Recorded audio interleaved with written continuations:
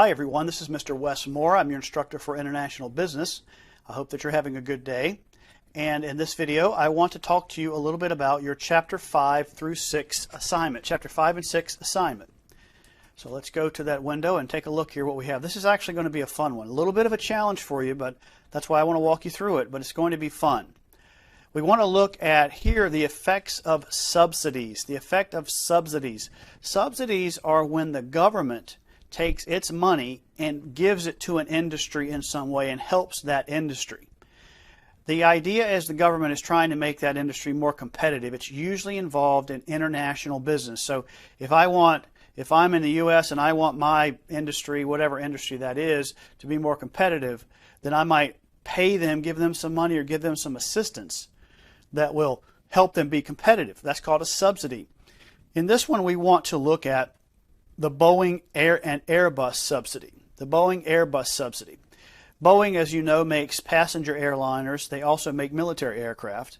And Airbus is an international European manufacturer of jetliners, commercial airliners. So if you go fly, across country somewhere, Boeing and Airbus are really the only two in the world that make those big airlines. But each of those receives some government assistance.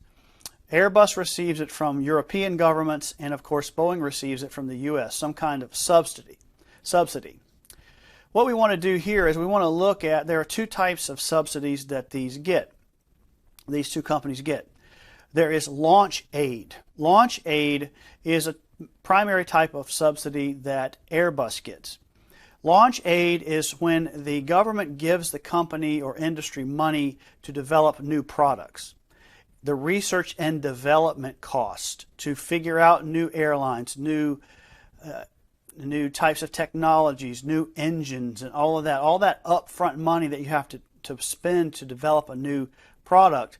The government and the governments of Europe help Airbus in that way. But the important thing about launch aid in the case of Airbus, and we say it here in this paragraph, is it only requires, the government loans Airbus the money to do research and development, but Airbus only has to pay those loans back if the product or the new airliner becomes a, quote, commercial success. This is going to be key. If the product fails and does not become a commercial success, whatever that means, they don't have to pay the loans back. We want to look at that here in just a moment. And then Boeing gets what is known as, they get orders from the government for other types of products at a higher price. And that ends up giving Boeing money to develop airliners to compete with Airbus. So for example, Boeing sells a lot of military aircraft to the government. So what the government will do is the government will pay them too much money for those products, more than their market value. And then Airbus takes what's left, Boeing takes the top, all that extra money, and they roll it over into that research and development to try and compete with Airbus. So it's a little bit more of an indirect route, but it's still a subsidy. Does that make sense? So what we want to look at in this assignment is the Airbus case only, the launch aid. That's what we want to consider here. So let's look at what we're going to do. There's a table involved in this. And essentially what I have done is I have created this fictional, basically this is what we call a profit and loss statement, a P&L.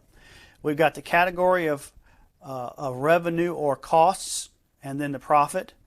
We've got it without the subsidy and then with the subsidy. So when Airbus gets that free R&D money, we're going to go and look at that right over here. If they didn't have it, we want to look at it over here. And then I want you to answer these 6 questions. So here, let me explain this a little bit better what I have. So we have category, have sales. We're going to assume that in each case they're going to sell the same thing. Although that might not be true, but let's just assume that. Then we've got our costs. We've got production costs. That's what it costs for us to build the airplanes. Say $7 million a piece there. Research and development. That's the money we get for the subsidy. Without the subsidy, we would have to spend $1 million of our own money to invest in research and development. But with the subsidy, we actually have to spend $0. Then we have our sales and administrative costs, and we have total costs. So without the subsidy, our total costs are $9 million, but with the help from the government, our total costs are $8. And so you see here, when we subtract our sales from our costs, that gives us our profit. So in this case, our net profit in dollars without the subsidy is $1 million, or 10%. $1 million is 10% of our sales. That's the profit margin. But if we have the subsidy, because we don't have to spend that $1 million, that goes right down to the bottom line. That's what we call the bottom line, the profit. Now we have a $2 million profit, or 20%. So we can see that those are different. Now here are the questions. Number one, under which case, with or without the subsidy, are profits higher? Well, that shouldn't be too difficult for you to figure out. I'll just leave that to you. Now, number two, given profit levels, these two profit level numbers here, which case would the company's investors prefer, with or without the subsidy? So ask yourself that. If you own stock in this company, would you rather the company make $1 million or $2 million? Just answer that question. And then why would you prefer that? Just explain to me. Why would an investor want to make more profit or less profit? Whatever you determine. Okay? Now, number three, given your answer to 1 and 2 above, these two right here, will the company's managers work to increase and preserve subsidies or reduce and eliminate them? Remember, managers are often rewarded based on profit and investor happiness. So what I'm trying to get you to do here is start thinking about, in economics, what we call rational self-interest. What kinds of things are the managers going to do now that the subsidy is at play and the subsidy has an effect on profit? Remembering that managers are often rewarded based on profit and investor happiness. So if I'm a manager and an executive in this firm, in Airbus, and when I have the subsidy, I make twice as much profit, and we'll assume here that our investors are going to like that. What am I going to do? Am I going to work to increase and preserve those subsidies? In other words, I want to keep them coming, or am I going to try and reduce and eliminate them? Think about that. And then I want you to answer why. That's a part of the question. If you miss the whys, I've highlighted them. You will lose half the credit for the question. Why? Just think about that. Why would a manager do whatever it is you suggest he would do or she would do there? Number 4. Given the fact that Airbus must only pay back the money if the product developed is, quote, successful, would the company's managers really have an incentive to create truly successful new products for the company?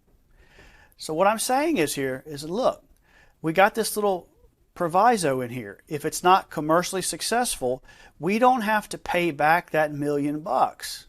So if we don't have to pay back that $1 million, then we get to continue to report higher profits. So as a manager, what is my incentive here? What am I incentivized to do? Develop really successful products and then have to pay back the subsidy? Or just go through the motions, go through the research and development, put the products out there, but not really worry about whether or not they're successful? I want you to think about that. And then why or why not? Number 5. If Airbus's managers did not try to make truly successful products because of the subsidy, what would be the long-term consequences for Airbus? Think about it this way. If a company does not have new products to offer its customers in the future, what happens to the sales, profits, and success of the company? Why or why not? So, if, depending on your answer here, and I think you should get a sense of, it kind of makes sense as to what the incentive is going to be. Are they really going to develop long-term products for the long-term health of the company? And if they're not trying to develop those truly successful products, what does that mean for the company over the long term? Just think about that. And then number 6. Based on your answers to questions 1 through 4 above, 1 through 4, can subsidies create bad incentives within the companies that receive them?